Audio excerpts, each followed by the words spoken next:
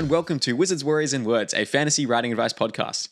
I'm Jed Herne, author of The Thunder Heist, and I'm joined by my fellow writers, starting with Dirk Ashton. I am Dirk Ashton, author of the Paternus trilogy. And Michael R. Fletcher. Hey, I am Michael R. Fletcher, author of... Obsidian Path. Beyond Redemption, and the Obsidian Path, and the Manifest Illusions, and the City of Sacrifice, and some weird science fiction-y cyberpunk thing. A lot of books. Goats of Tomorrow. Goats of Damn, Tomorrow. that's the fan fiction spin-off that the world needs right now. Yeah. So today's episode, we have a listener question. So let me pull up the question in my notes over here. So question comes from Nick Wright, who says, just discovered your show and really enjoyed it. If you need a theme for an episode, we do. Thank you for sending that in. I'd love a starting from scratch episode where if someone, specifically, brackets, me, was starting their publishing journey this year, what stuff should I do leading up to the launch? I'm planning a 3-book rapid release strategy. So Okay. I think we can talk a little bit about just in general what we would do if we had to start from scratch this year publishing. And then we can also give Nick some specific tips for his kind of 3-book rapid release plan that he's got. So, Mike, do you want to kick off first? If you had to start publishing this year from scratch, what would be the approach you take? So let's say it's January 1st and you know that by the end of the year you want to have a book published. What are your plans? Okay, so, all right. 2 critical things you need, and this is just fairly focused. You need to get your book edited, and you're going to need cover art. So probably what I would do is if the book's like close to being finished, or preferably finished, I would contact Sarah Chorn initially, and if she's too busy, then I'd go hunting for other editors. But I would book an editor stat because they are busy. And there's going to be a waiting time, and you got to get your shit on that waiting time. The second thing I would do is go hunting for an artist. Now, my first books, I was very lucky because it turned out I was actually related to an artist. But what I am doing these days, and how I found my most recent illustrator, is I started trolling what's it called? DeviantArt and ArtStation, looking for styles that I liked, and then reaching out to artists, talking about my project, and I'm getting an idea of their budgets. So I had a couple of artists, 3 of them, who liked what I was doing, and whose styles I liked. I paid them each for 1 piece of art. And then I basically picked the best piece of art. Budget was less of a concern, but they came in anywhere from like what was it, like the range of prices was surprisingly big. It went from like about $50 to about $300 per sketch.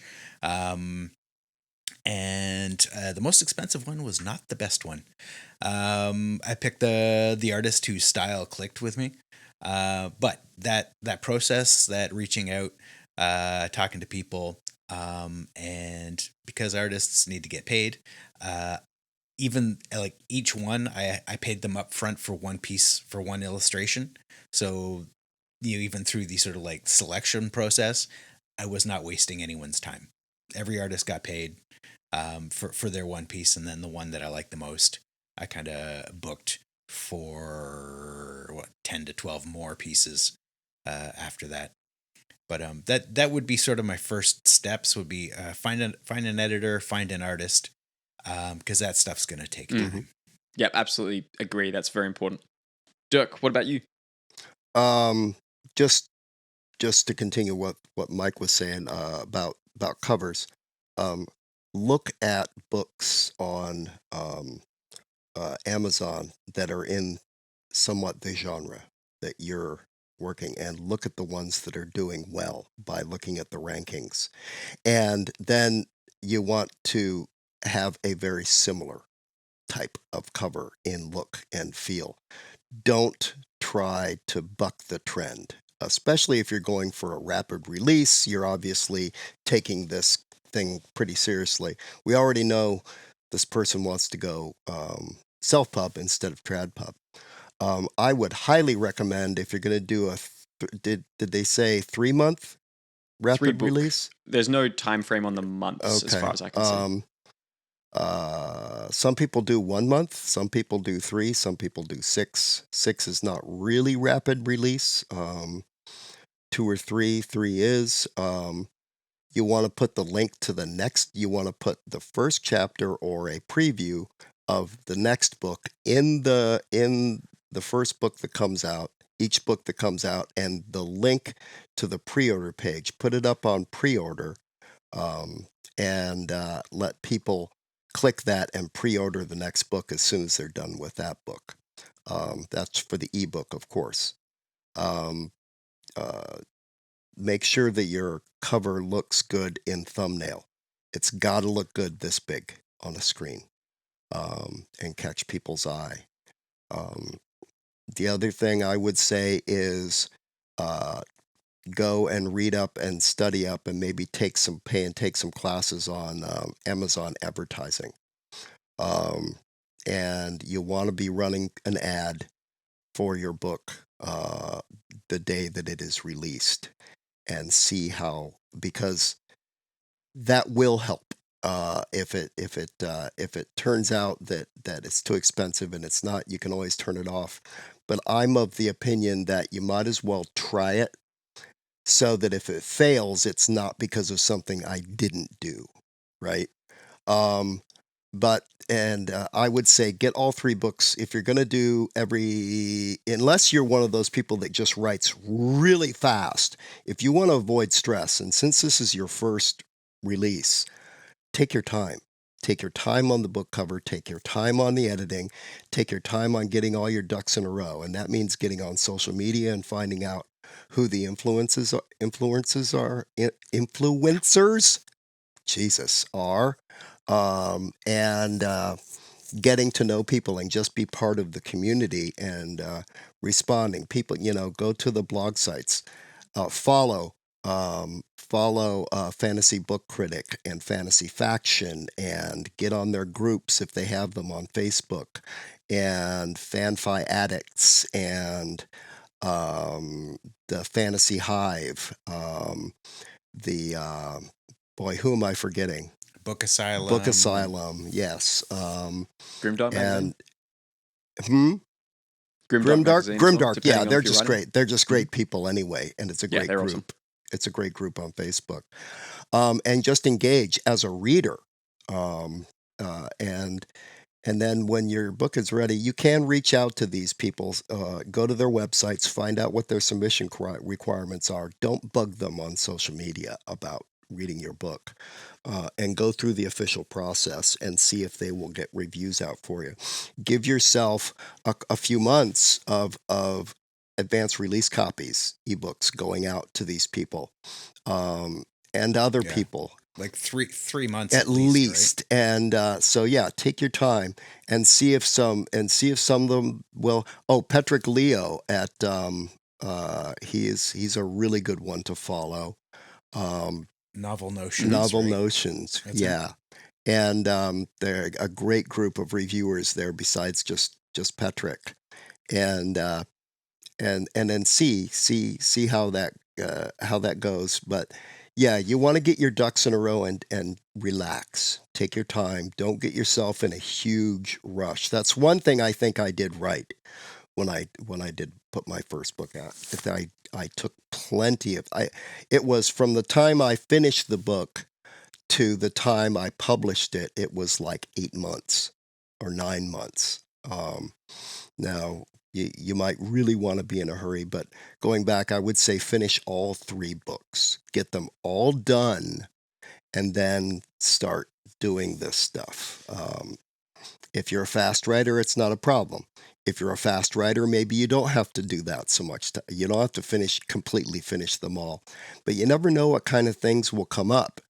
And when you promise that they're going to come out every 3 months or every month, and then they don't, you're in much worse shape than if you took the time and waited, right? So that would be what I would do if I was doing it again right now. Yep. I think to add to your point about studying covers of successful books, the other exercise which I would highly recommend doing is studying their blurbs as well. So the exercise I did, this was probably about a year ago, and it was very, very useful for helping me become a better blurb writer, which is something that a lot of authors struggle with, is go to the books that are similar to yours, that are selling well, so lots of reviews, positive reviews, hopefully, and copy out their blurbs by hand, write it down into a notebook or something like that. I've got one sitting behind me that probably has about 10 different really successful self-published fantasy book blurbs written down in longhand. And you might think, I don't need to write them down. I can understand what they're doing successfully and I'll know how to copy them just by looking at them on the screen.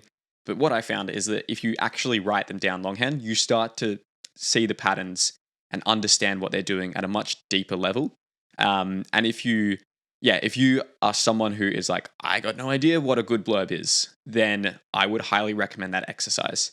And even if you do think that you know what a good blurb is, I think it would be quite eye-opening as well to do that. So the kind of challenge I would probably set to you, if you, let's say it's, January, you're going to publish, let's go September of that year, is to have a 30-day period or whatever period you want, where you say, each day I'm going to spend 10 minutes finding a successful book that is in my genre on Amazon.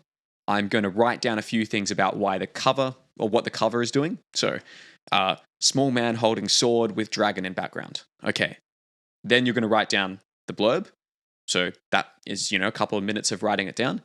And just doing that every day for a couple of weeks will give you such a huge advantage over authors who, because there's authors out there who literally just have written the thing, they've made the cover, they're putting the book up on Amazon, and they get to the part of the publishing process where Amazon says, put in your blurb here. And they go, okay, there's this thing. And they write it down. And I know that some authors do that because that's what I did for my first book.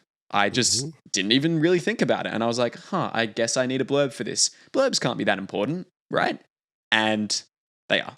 So have a think about that. Try to have that process of, just making yourself better at understanding how blurbs work. And before I publish my next book, which will be in a few months, I plan to do that process again. I plan to find books that are similar to mine and copy their blurbs down longhand so that you can see what are the kind of words and phrases that are making this book appeal to certain readers. How are they kind of structuring that? And a great book for improving your blurbs as well is Writing Killer Cover Copy by Alana Johnson, which I've recommended before on the show. That thing took me from blurbs being, I guess, a source of slight trepidation and worry to then being like, oh, okay, I understand what these are doing now. So definitely the blurbs is important as well. And then, on the topic of genre as well, I think a lot of writers struggle to kind of fit their book into a specific genre when they're doing their first launch. So it is worthwhile thinking what are the 5 other books that are most like mine on Amazon? Because even within fantasy, there is grimdark fantasy. There is your kind of classical high fantasy. There is fantasy with no magic. There is fantasy that is set in more of an industrialized modern settings. There are all these different niches within it. If you can't kind of clearly answer or know in your mind which niche you're fitting into, it will be more difficult to promote it with ads or with knowing who to reach out to and everything. If you go to Grimdark magazine and you are kind of giving them a book that is not very grim at all and is kind of light and fluffy, they'll be like, what are you doing here, bro? This is not our kind of thing that we like to read. Whereas if you go to them and you're like, there's 20 people who die on the first page. Okay, maybe that's probably a better spot to approach them. So I think, definitely look at the blurbs, have that practice of trying to just, look at the things that are successful out there. A lot of our advice is coming down to find out the books that have been successful and sort of copy what they're doing, because clearly they are doing something right. And the good thing is, because you might be thinking, oh, my book's different to all these things.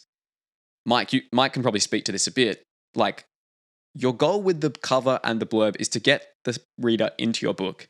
And then once they're in, that's when you can go your own way, right? Like you've talked about before, how your process for writing blurbs is almost like, I'm just going to figure out the way to make this sound as cool as possible. Mhm. Yeah, I mean, a lot of writers think that the point of the back cover copy or the blurb on Amazon is to summarize the Yeah, story. wrong. But I mean, summaries are by definition Yes. boring Yes. as fuck. The whole point of a synopsis, a blurb, is to sell your book, and so that's what you're doing. Yeah, if I can You're embarrass selling Mike for a bit, I'm just going to read the blurb from Blackstone Heart because I think this is a fantastic example of what you're talking about. So Blackstone Heart, first book in the Obsidian Path trilogy. This is how it goes. The first step on the Obsidian Path. A broken man, Crayon awakens alone and lost. His stone heart has been shattered, littered across the world. With each piece, he regains some small shard of the man he once was. He follows the trail, fragment by fragment, remembering his terrible past. There was a woman. There was a sword. There was an end to sorrow. Crayon walks the Obsidian Path. And then you've got some reviews after that. Like, that tells you nothing about what's in the book. Mhm. Nothing. But it's awesome. But it catches your attention. Exactly. And it tells you the emotion you can experience in that book as well, right? I think Mike and I are two of the rarer types who prefer short description on blurbs. On they call that the description section on Amazon KDP. I like the short ones. If I see something that's 5-6 paragraphs long, like good-sized paragraphs long, and most of them are like that, I read the first paragraph, and if my attention isn't caught, I'm done. Even if it is, I don't read the rest of it because it either got my attention or it didn't. So I go with shorter ones. I can't say I recommend that because I know a ton of super successful authors who write these much longer ones, and they do fine. They do great. But that's just what I prefer to read and what I prefer to write. But the other thing I was going to say, thinking back to if I was doing it this year, then when I did it, one thing I did not do was a this meets that, and I did not identify the genre in right up top in either by using a quote from another author or a or something in the description. I shied away from calling Paternus urban fantasy. I didn't believe in doing a this meets that. When finally I was talked into going ahead and doing it, my book sales rose immediately and significantly. People want to know what it is. You don't have to do a this meets that, but it needs to be clear what this is. It's obvious that Mike's is a fantasy, right? From the very beginning. Okay, so first we know it's a fantasy. Then we get an intrigue, right? We become intrigued with this particular fantasy story. So it's very clear what this is. And that's what audiences want. My books are bizarre in the kind of the way they're set up, and they're not really traditional type urban fantasy, but they're not like epic high fantasy, but they're structured like so mine is was quite a bit harder. If you're in a much more defined genre, you'll have a much easier time. Yes, absolutely agreed. Yeah, and you came up with a kind of good combination in the end where you bill it as epic urban fantasy, which is perfect. Yeah, and that as a came tagline. later. And that came later. So you don't be afraid to update and change things. Especially as good as reviews come in. I mean, if you get lucky enough to get an MR Carey to blurb it, put that fucker right there. Oh yeah, in the description. And Mark Lawrence as well. And Anthony Ryan. And Anthony Ryan. Yep. Yeah. Some excellent authors to put on there. And Nicholas Eames. Yeah. My buddies call me the blurb collector. I've been really, really lucky. Really lucky. Well, you wrote a good book, so that definitely helps as well. But yeah, you've definitely done well to network and get those people raving about your book, which is amazing. The other thing as well, the other piece to consider is starting up an email list. So not all of us do this. I know Mike doesn't use an email list or Amazon advertising or a lot of the other strategies that we're talking about. And that's good because it shows that there's more than one way to kind of skin the cat. But I think starting an email list early can be very beneficial. And it is really, really good to have a website. Even if it's just a one-page website, you need to have a website with a sign-up for a newsletter and your social media icons so people can follow you. Those things are pretty critical. It doesn't have to be something expensive and huge and fancy with a zillion pages. I know because that's what I did, and I didn't really need it at that time. But I think I'm getting a new website completely revised now, and I think it's going to be a lot cooler. Yeah. Yeah, I spent so long developing my website and then haven't touched it in 2 years, and I've realized it's really not important. But it's still because I built it in a certain way, it still brings in, email list signups every couple of days.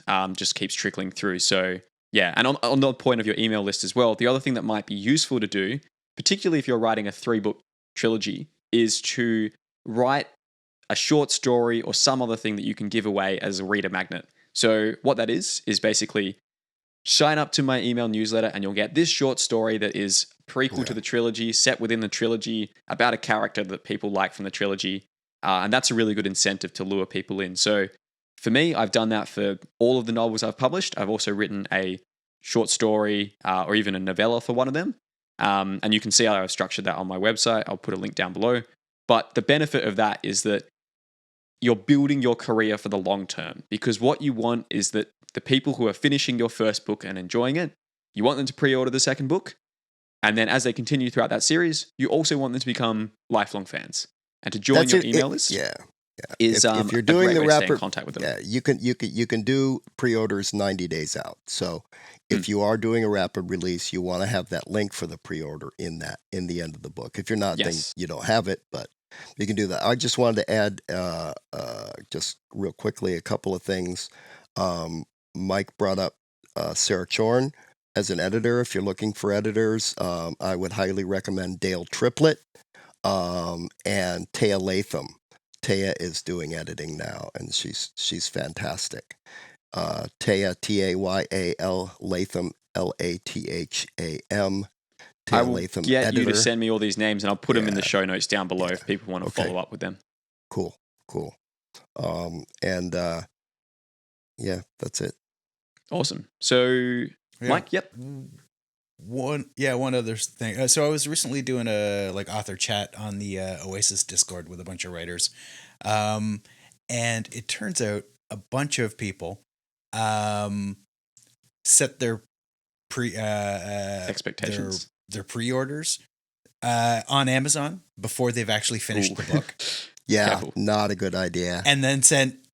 Yeah, that is. Yeah. I mean, and they're like, oh, it's motivation. No. It's like, it's also like stress and terror. No, it's worse. It's worse than that. If you fuck it up, Amazon could say we're not going to let you release this book now for another year or something like that. Yeah, and they will, if you screw up a pre-order, they will remove. They won't let you do pre-orders anymore. Yeah. I think it's for a year or something like that, and then they give it back. Like that. But still bad. Yeah. You don't want to get on their wrong side. Don't do that. Oh. My thing is when I get the book back from the editor and have gone through all the edits, basically when the book is ready, the day I could sell that book, I set my pre-orders for 3 months in advance. I don't set pre-orders until the book is done. So if you're planning a rapid release, honestly, I wouldn't even set the pre-orders for your first book until your third book is written. Yeah. And again, write all the books. Yeah. I just wanted to go back to author blurbs, famous author blurbs and stuff. They are not necessary. No. Don't freak out trying to track down blurbs to put on the front of your book. I have blurbs on the front of my book, but look at just about every other super successful self-published book, and it doesn't have them. Right? It's I think it helped me early on because of my strange genre and trying to get people to figure out what it was. added a little legitimacy for me, but I don't think that's the case for most self-published authors. Yeah, totally agree. Yeah, I So think, yeah, for me, don't reading stress about Nocturnus, that. it did influence me quite a bit when I saw the quotes on it. Mhm. But yeah, like everyone's mileage varies, I think. So yeah. So basically, to summarize, if you are trying to publish starting this year from scratch, the most important things are probably understanding what makes a good cover, understanding what makes a good blurb, making a good cover, making a good blurb, kind of being active and engaging in the fantasy author community. So the fact that you're listening to this podcast probably lets you like kind of have a head start on that, which is cool. And then yeah, trying to find a good editor, making sure that you're not rushing until you have everything sorted. And then yeah, just I think also something we haven't talked about is realizing that this is not the be all and end all of your career, but it is a building block that will hopefully get you a couple of lifelong fans, a few more casual readers, and hopefully a lot of feedback that allows you to improve with your next book as well. So take it as a stepping stone. This isn't make or break. This is just your first building block. And yeah, you should be good. So Nick, thanks for sending that question in, and good luck with starting out on that journey. Yeah, absolutely. Would love for you to keep us updated because I know you sent in this question to us a couple of weeks or maybe even a few months ago. So it'd be great if you could, let us know how it went, if it's done, and it'd be very cool to kind of follow along. So if you would like to help support this show, you can head on over to our Patreon, patreon.com/wizardswarriorswords. And on the Patreon, you can get access to, as of the time of this recording, one extra bonus episode that you cannot find anywhere else. So if you enjoy the podcast and want more, that's a good place to go. It's Mike dancing with goats. That's right. Mike doing Goats of Tomorrow. Well, it starts out as Mike doing goat yoga, but it turns into Mike dancing with goats. It escalates rapidly. It escalates very rapidly. So if you want to check that out, head on to the Patreon. Any amount, any like of the tiers there gets you access to that bonus episode, and we will be adding more in the future. Plus, there's also other cool things like priority access when we do listener questions, access to some of our books before they're published, and other cool things like that. So the link is down below if you want to check that out. Thank you for listening or watching, and we will see you next time. Bye, everybody. Bye, everybody. Thank you. Goodbye.